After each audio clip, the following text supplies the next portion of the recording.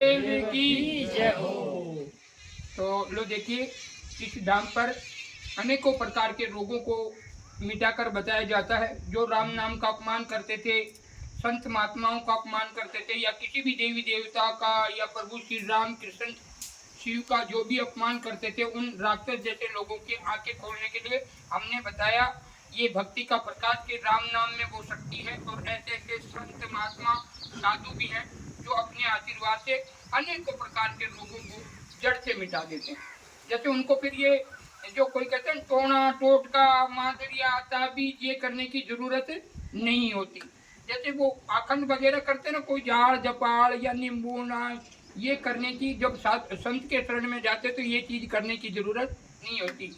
आपने भी देखा होगा यहाँ पर कोई नींबू किसी को करना धरना की ये कोई चीजें नहीं करते। यहाँ दर्शन मात्र से और आशीर्वाद से अनेकों प्रकार के रोग मिटा दिए जाते हैं। ये इसका कारण ही हमारे ये बनाने का मतलब, जो संत महात्माओं का या कोई देवी देवताओं का जो कोई अपमान करते थे कि ये सब पाखंड होता है, ये कुछ नहीं होता, तो हमने ये भक्ति का प्रकाश बताया था, लाखों लोगों को रोग मुक्त कर कर बताया इस धाम पर।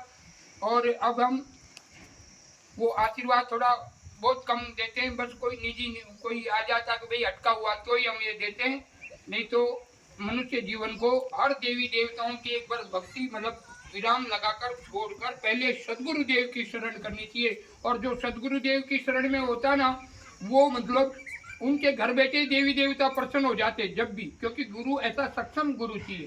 तो जो देखिए भक्ति का प्रकाश बता रहे, तो महेंद्र जी क्या नाम है आपका? इधर आपकी जिनको तकलीफ है, तो लो देखिए भक्ति का प्रकाश। हाँ जी, इनका क्या नाम है? है जी, दुर्गा कुमारी। हाँ दुर्गा कुमारी जी, थोड़ा तेज से बोलना। तो आपकी पत्नी को क्या तकलीफ थी? कई प्रकार की बीमारी थी, हर जगह जाके आया था। अच्छा, और कई टोटका करवाया था। अच्छा, कई टोटके करवाए, उतारा वगैरह? हाँ, बहुत सारे करवाए थे। अच्छा, और पैसे भी लमसम 60-70 हज़ार रुपये डाले थे। हाँ 60-70 हजार रुपये डाले। हाँ, कहीं ठीक नहीं हुई थी। अच्छा अच्छा फिर बाद में लास्ट में मेरे भाई ने बताया था, अच्छा इधर आया था, अच्छा अच्छा, तो अभी मेरे को लग रहा है कि अब ठीक है। 80% ठीक होगी। हाँ, 100 में से 80% मेरे को लग रहा है कि अभी ठीक है। हाँ, ये तो बोले सदगुरु देव की जय हो। तो यहाँ कोई उतारा तो नहीं किया? कोई नींबू टोटका उटका कोई किया? नहीं, कुछ नहीं किया। यहाँ फेरी लगाई और खाली आशीर्वाद। तो लो देखिए, हम ये वीडियो के माध्यम से कहना चाहते हैं, पाखंड अलग होता है। कोई लोग कहते हैं कि भाई बाप जी पता नहीं पाखंड करते हैं, तो कोई टोटका करते हैं। किन लोगों को लगता है कि ऐसे ऐसे रोग कैसे बढ़ते हैं। यहाँ कुछ नहीं किया जाता, यहाँ सिर्फ आशीर्वाद से ठीक किया जाता। बहुत से लोग होते हैं जो वीडियो देखते हैं, अन्य गुरुओं के शिष्य होते, वो सोचते कि या तो कोई पाखंड करते होंगे, टोटका करते होंगे।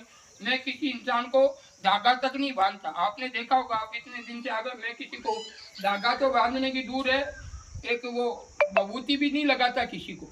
और लो देखिए भक्ति का प्रकाश बता रहे हैं, अब देखना। तो क्या नाम है आपका? दुर्गा कुमारी। हाँ दुर्गा कुमारी जी, अभी आपकी तबीयत में फर्क है ना? बिल्कुल। हाँ। आप 20% है, तो 20% 80% ये ठीक हो चुके हैं। अब हम आशीर्वाद दे रहे हैं। अब देखिए, अब ऐसा करना है, इनको 100 ग्राम दही और 100 ग्राम भजिया खिला देना, और अगले मंगलवार में बताना है ये कंप्लीट होते हैं कि नहीं।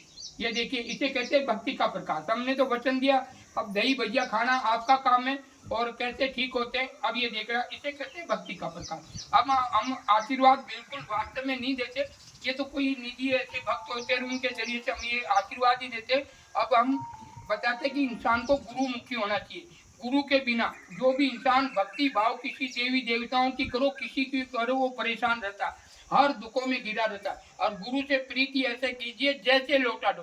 गुरु से प्रेम ऐसा होना चाहिए। गुरु तो कहता कि अरे बच्चा कल ये काम करना, तो वो बोलते कि गुरु जी टाइम ही नहीं है। ऐसा नहीं, गुरु कहते हजारों काम छोड़कर वो काम करना। वचन पालन ही सब कुछ है। मन बुद्धि निर्मल पवित्र, और गुरु की आज्ञा जो पालन करता है ना, पालन ही सर्वश्रेष्ठ है। तो वो पालन कर लेता गुरु की आज्ञा का, तो समझ लो कि वो सक्षम है। बाकी तो ठीक है, स्वार्थ से जो जुड़ते हैं वो थोड़े पल भर के लिए जुड़ते हैं गुरु से, पर वो जो फर्जी होते थे, वो गुरु की ऐसी लीला होती है, भगवान की ईश्वर की, जो फर्जी उड़ जाते। जैसे आपने देखा होगा, जैसे रामपाल जी महाराज का हम जिक्र कर, तो उनके जो ओरिजिनल शिष्य वो टिक गए, और जो डुप्लीकेट थे वो हट गए। ऐसे आसाराम जी महाराज थे, उनको वो जेल में गए। अब वो जेल में गए, वो मालिक है, उनकी लीला क्या करते वो उनकी जान, पर उनके जो ओरिजिनल शिष्य थे आज भी भगवान समझकर पूजा कर रहे हैं, और लाखों की भीड़ आज जेल में भी लाखों लोग जाते हैं। बुरा मत मानते, अगर वो मूर्ख नहीं है कि जो वो काला होंगे, जो उन्होंने उनकी चीज को देखा तब वो वहां भी जाते, जेल को भी मतलब ऐसा बना देते जैसे कोई अपने गांव में भी इतनी रौनक नहीं होती जितनी उस जेलों में कर देते। कुछ होगा उनके पास। अब रामपाल जी महाराज भी जेल में बैठे, पर उनके जो रियल शिष्य थे वो उनसे आज भी जुड़े हुए, उसी लगाव के साथ में वो हटते नहीं है। बल्कि आज तो, पहले वो जेल में नहीं थे, बाहर थे, जब तो थोड़े 200 500 1000 थे, और अब जेल में गए तो 20,000 20 करोड़ के करीब ना, कितने 2 मैंने देखा था 2 लाख 2 करोड़ ऐसे कोई शिष्य हुए, मतलब ज्यादा हो गए, 20 गुना ज्यादा शिष्य हो गए बोलो जेल में बैठे। तो गुरु से तो जुड़े जैसे लोटा डोल, ऐसे जुड़ना पड़ता। लोग ऐसे हमारे पिता, और उनसे कोई गलती हो जाए या कोई आरोप आ जाए तो क्या आप पिता को छोड़ के भाग जाते क्या? तो गुरु तो माता पिता के जैसा होता, पर वो भी उनको शिष्य का दुख आता तो गुरु को भी ऐसे होती, और गुरु को तकलीफ हो तो शिष्य को भी ऐसे होना चाहिए कि नहीं मेरे कोई। तो ऐसे जो जो सक्षम शिष्य होते हैं वो गुरु का कभी साथ नहीं छोड़ते थे, कैसा भी टाइम आ जाए, भले कितना भी दुखी टाइम आ जाए वो साथ नहीं छोड़े। और मतलबी स्वार्थी और उनसे जुड़े हुए होते, अगर मेरे रोग ठीक नहीं हुआ या मेरे वो काम नहीं हुआ, मेरा वो नहीं हुआ, वो सक्षम नहीं होते, क्योंकि वो तो स्वार्थ से जुड़े हुए कि मेरा रोग ठीक नहीं हुआ या मेरे वो काम नहीं हुआ, ये काम नहीं, ये तो स्वार्थ की चीज है। वो भजन से तो वो चीज तो बिल्कुल, जैसे ये रोग मिटना, ये मतलब जब गुरु की शरण में आओ तो ये रोग आ ही नहीं सकता, ये पक्की बात। अगर आप सदगुरु की शरण कर लेंगे, रोग दोस्तों ये बिल्कुल नॉर्मल चीजें, जिसके लिए मनुष्य जीवन को, जो ये मानव जीवन मिलता है, अगर सतनाम मिल जाए तो 184 में बिल्कुल नहीं जा सकता, ये पक्की बात। अगर भटक भी गए तो मनुष्य से तो आप मनुष्य जीवन में फिर आ सकते हैं, क्योंकि मनुष्य जीवन में ही मोक्ष मिल सकता, अन्य कोई भी मनुष्य जीवन में 184 ऊंट डोबू, फिर आपकी हालत खराब हो जाए।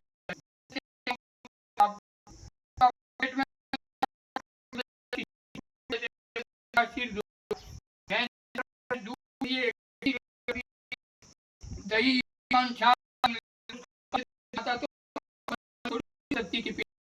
कितनी कीड़ा, अब मुर्गा आप बहुत से होते नुकड़े तो उसको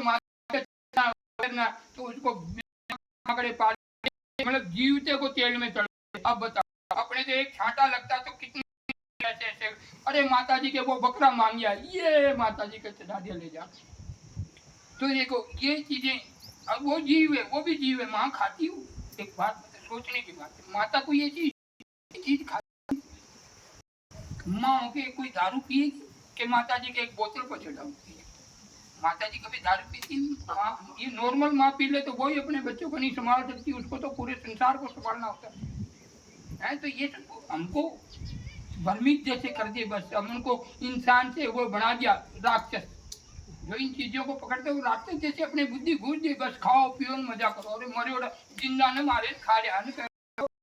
तो इसलिए इन चीजों से पाखंड से बचे और गुरु की शरण करें, और गुरु की करने के बाद में सुख तो समझ लो एक चीज है, और वो चीज जो 184 भव सागर पार करा दे, वो इस मनुष्य जीवन के लिए मिलता है। नहीं तो सारी सेवा, भैंस देखो, दूध दही मक्खन छाछ दे रही है, मनुष्य क्या करना।